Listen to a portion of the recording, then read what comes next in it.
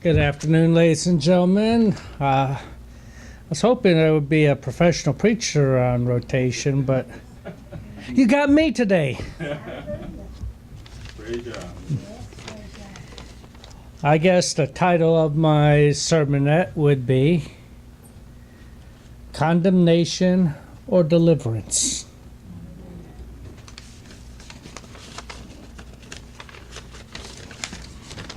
If we go to Exodus 7,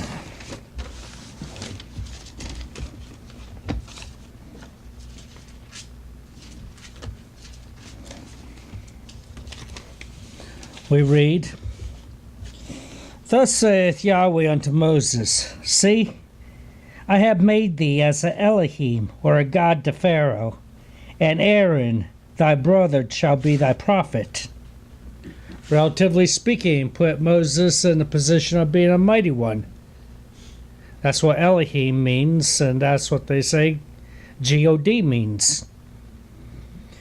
I'll start over again. And Yahweh said unto Moses, See, I've made thee as an Elohim to Pharaoh, and Aaron thy brother shall be thy prophet.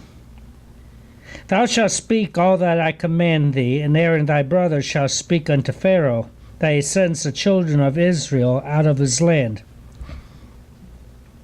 And I will harden Pharaoh's heart, and I'll multiply my signs and my wonders in the land of Egypt. But Pharaoh shall not hearken unto you, that I may bring my hand upon Egypt, and bring forth my armies and my people, the children of Israel, out of the land of Egypt by great judgments. And the Egyptians shall know that I am Yahweh when I stretch forth my hand upon Egypt, and shall bring out the children of Israel from among them.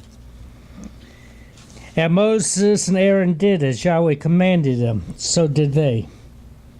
And Moses was 80 years old, that's 80 years old, and Aaron 83 years old, 83, when they spoke to Pharaoh.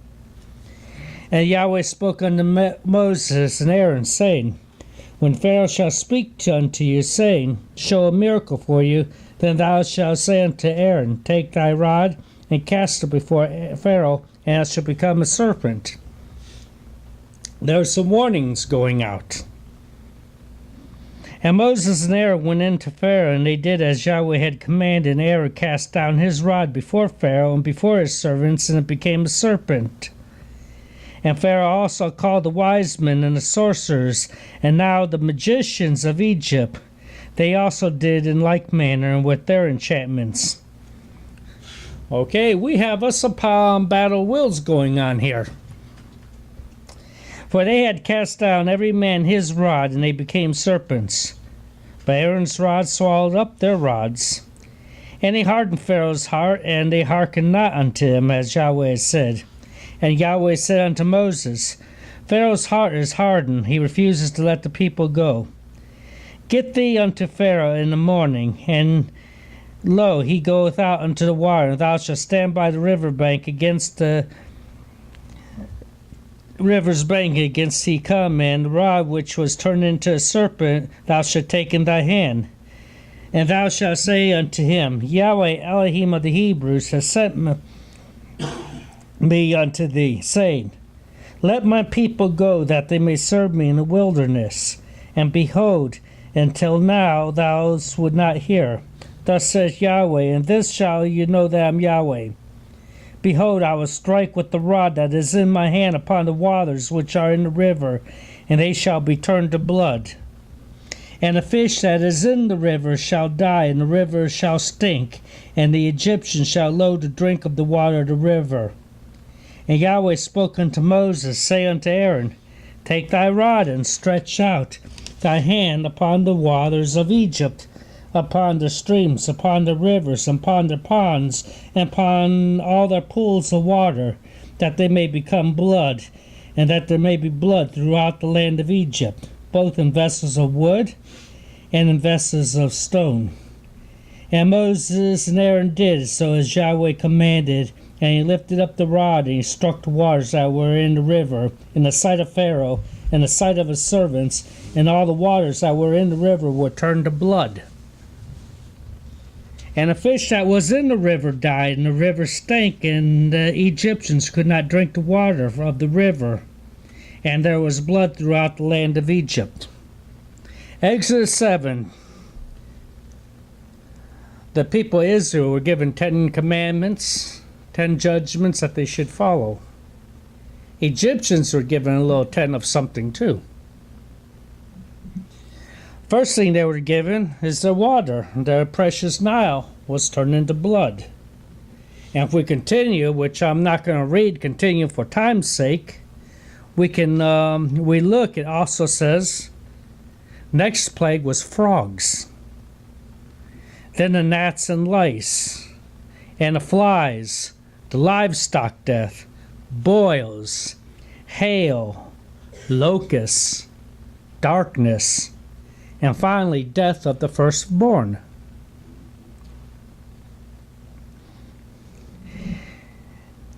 And if you go through chapter 8, it will tell about some of those plagues all the way up to the flies. But Pharaoh was still steadfast, so I'm not letting him go because Yahweh hardened his heart.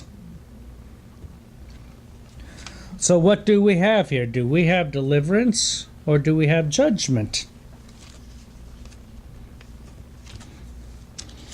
If we continue reading into chapter 9, we will see, behold, the hand of Yahweh is upon thy field, upon thy cattle which is in the field, upon the horses, upon the asses, upon the camels, upon the oxen, upon the sheep. There is a very grievous plague. He's killing them, and he's killing them, and yet, guess what? Israel is still going to be the slave nation. Us Egyptians, we're going to be running things.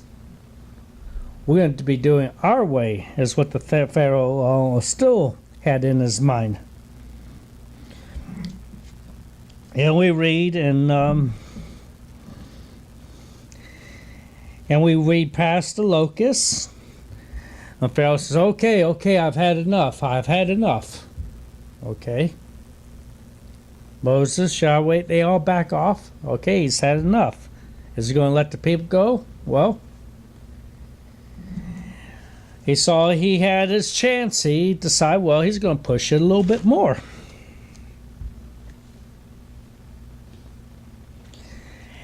And what happened is Moses stretched forth his hand towards heaven, and there was a thick darkness in all the land of Egypt 3 days.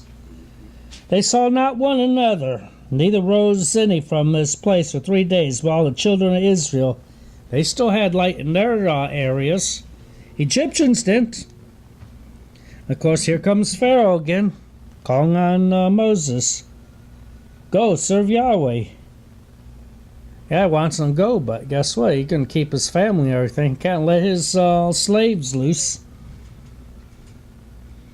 Moses says to Pharaoh, you must give us also sacrifices and burnt offerings, that we may sacrifice unto Yahweh our Elohim. Our cows shall go with us, there shall not be a hoof left behind, for thereof must we take to serve Yahweh our Elohim. We know not what we must serve Yahweh until we come there. But Pharaoh said, get back to, get thee from me. Take heed to thyself, see my face no more. For in the day thou shalt see my face, thou shalt die. He had gotten that one last chance. Moses said, okay. Moses said, thou hast spoken well. I will see thy face again no more. And after that, we know it's finally serious. He goes to hell and kills the firstborn of Egypt. Everything. Firstborn. Knock him out. What happens? Pharaoh gets mad. We read about our deliverance. And we read about Egypt's death. So what separates us from Egypt?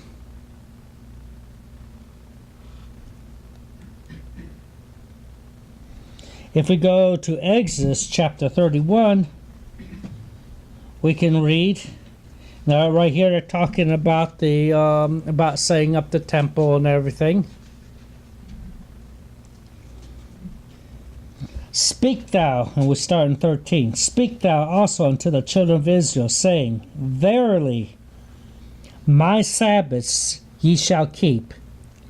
It is a sign between me and you throughout your generation, that ye may know that I am Yahweh that does sanctify you. Ye shall keep the Sabbath, therefore, for it is holy. It is holy unto you. Every one that defileth it shall surely be put to death. For whosoever doth any work therein, that shall be cut off from among his people. 6 days may work be done, but in the 7 is the Sabbath of rest, holy to Yahweh. Whosoever doeth any work on the Sabbath day, he shall surely be put to death. Says it again. Wherefore, the children of Israel shall keep the Sabbath, to observe the Sabbath throughout their generation, for a perpetual covenant. It is a sign between me and the children of Israel forever. For in 6 days Yahweh made heaven and earth, and on the 7th day he rested and was refreshed. And he gave unto Moses, when he had made an end of communing with him, upon Mount Sinai, 2 tables of testimonies, tables of stone, written with the fingers of Elohim. And if we look at those 2 finger stones, we're given certain things that we're supposed to do, certain things that we're not supposed to do.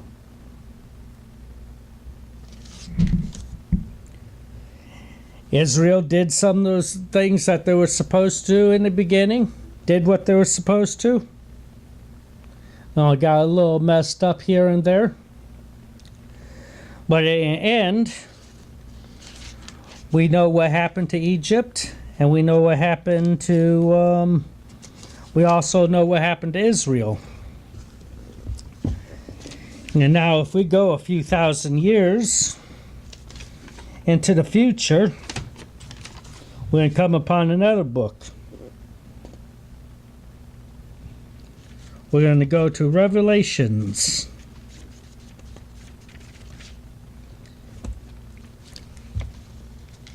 Chapter 8.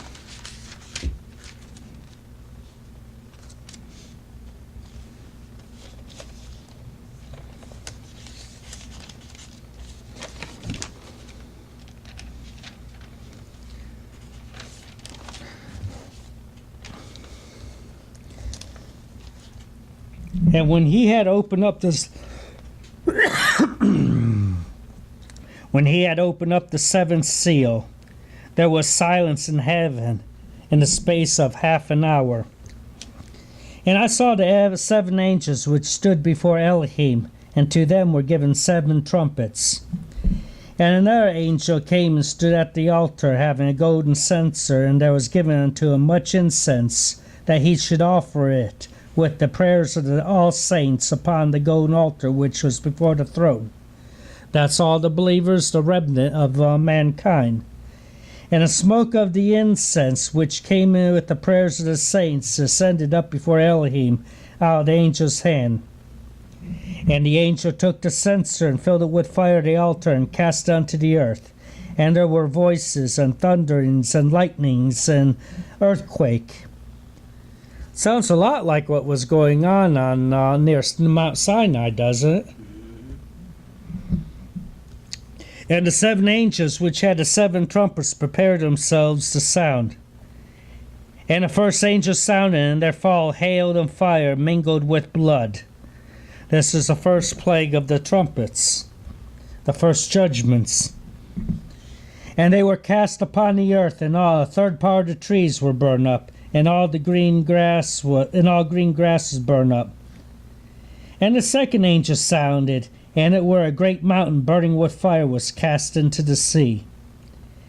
And the third part of the sea became blood. And the third part of the creatures which were in the sea and had life died, and the third part of the ships were destroyed. And the third angel sounded, and there fell a great star from heaven, having as it were a lamp, and it fell upon the third part of the rivers, and upon the foundations of the waters. And the name of that star was called Wormwood, and the third part of the waters became wormwood. And many men died of the waters because they were made bitter. Some say that some of that has already happened. They say that in the Russian Chernobyl plant, when it went, it poisoned the atmosphere and the water and everything right around Europe. Now, of course, we had a Fukushima disaster too, when the earthquake hit and destroyed all that. We still have radiation in the water. It's still coming. I'm not saying that is this wormwood, but it sounds a lot like wormwood. It's bitterness, it's poison. And Yahweh never does anything unless he reveals it to his prophets first. Same patterns. And the name of the star is called Wormwood, and the third part of the waters became wormwood, and many men died of the waters because they were made bitter. And the fourth angel sounded, and the third part of the sun was smitten, and the third part of the moon, and the third part of the stars, so as the third part of them which were darkened, and the day shone not for a third part of it, and the night likewise.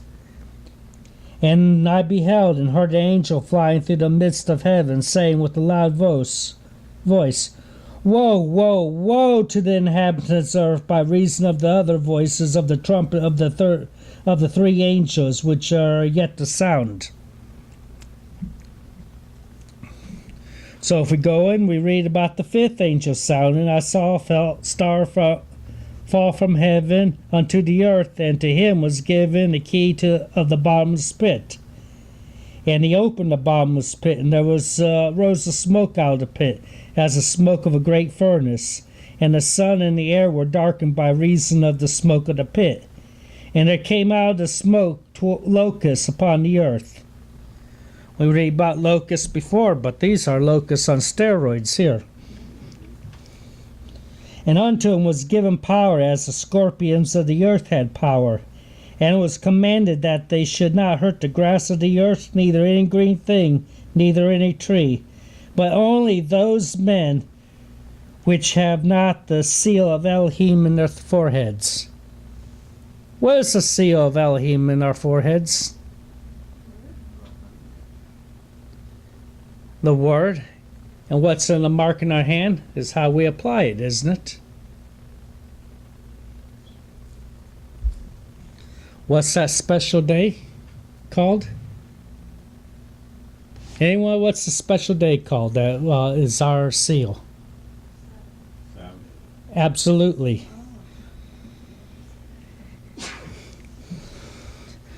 And as command, we say, and it was given to them that they should not kill them, but they shall be tormented 5 months, and the torment was as the torment of a scorpion when it striketh a man. And in those days men shall seek death, and shall not find it, and shall desire to die, and death shall flee from them. And the shapes of the locusts were like unto horses prepared unto battle, and on their heads it were crowns like gold.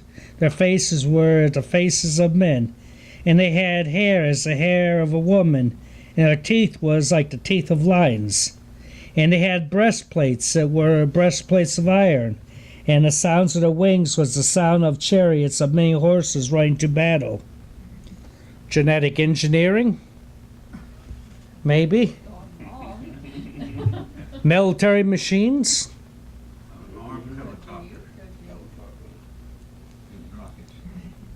What's that? An armed helicopter shooting rockets. Sounds plausible, because when we're reading this, we have to look at a first century mind, seeing all these things, trying to describe in first century language, and this guy's seeing what's happening in the future. And that's the way I try to read things like that. I mean, how would we describe something if we were living in that age where there's no computers, no cars, none of any of these things that we see today? The knowledge has not yet increased. And they had tails like unto scorpions, and there were stings in their tails, and their power was to hurt men over 5 months. And they had a king over him, which is the angel of the bottomless pit, whose name in the Hebrew tongue is Abaddon, but in the Greek tongue hath his name Apollyon. Apollyon. One woe is past, and behold, there comes 2 woes more the hereafter. And the 6th angel sounded, and I heard a voice from the 4 horns of the golden altar which was before Elohim, saying unto the 6th angel which had a trumpet, Loose the 4 angels which are bound in the great rivers Euphrates. And the 4 angels were loosed, which were prepared for an hour and a day and a month and a year for to slay the 3rd part of men. And the numbered army of the horsemen were 200,000, and I heard the number of them. Thus I saw the horses of the vision, and them that sat on them, having breastplates of fire and of jacinth, and the brimstone, and the heads of the horses were the heads of lions, and out of their mouth issued fire and smoke and brimstone. Could be tanks. By these 3 were the 3rd part of men killed by the fire and by the smoke and by the brimstone which issued out of their mouths. For their power is in their mouths and in their tails, for their tails were like unto serpents, and they had heads with them, and they do hurt. And the rest of the men which were not killed by these plagues yet repented not of the works of their hands, they that should not worship devils and idols of gold and silver and brass and stone, and of wood, which neither can see, nor hear, nor walk. Neither repented they of their murders, nor of their sorceries, nor of their fornications, nor of their thefts. Now I read into 10. I saw another mighty angel come down from heaven, clothed with a cloud, and a rainbow was upon his head, and his face was as it were the sun, and his feet was as pillar of fires. And he had in his hand a little book open, and he set his right foot upon the sea and his left foot upon the earth, and cried with a loud voice as when a lion roareth. And he had cried 7 thunders and uttered their voices. And when the 7 thunders had uttered their voices, I was about to write, and I heard a voice from heaven say unto me, Seal up these things which are the 7 thunders uttered, and write them not. And the angel which I saw stand upon the sea and upon the earth lifted up his hand to heaven, and sware by him lived for ever and ever, who created heaven and earth and the things that therein are, and the earth and the things therein are, and the sea which are therein, and they shall be time no longer. But in the days of the voice of the 7th angel, when he shall begin to sound, the mystery of Elohim shall be finished, as he had declared to his servants the prophets. We can read on where he builds his kingdom, puts everything down, covers the death of the ashes of the wicked. And we also have to look at some other things that's going to happen too. Deliverance or judgment. If we read about the bowls, we read about the painful sores on the people. We're about to see it turns to blood, and the creatures die. Rivers turn to blood. Mankind is scorched by the sun, and he's still cursing Yahweh. Still doesn't get it. Then afterwards, the beast is the government's afflicted. The Euphrates dries up, and armies scatter for Megiddo. And at last the earth is shaken. And after the earth is shaken, we're going to read about some prophecies in Jeremiah 16. And we'll be closing up here in just a few minutes. Jeremiah 16.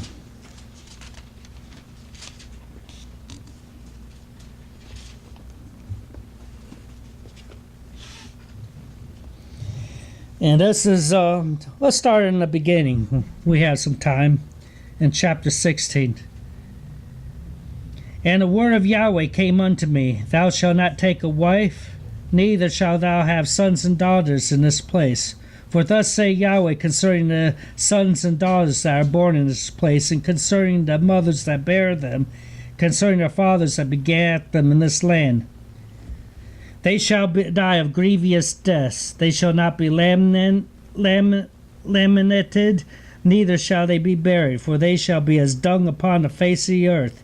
And they shall be consumed by the sword and by the famine, and their carcass shall be meat for the fowls of heavens and for the beasts of the earth.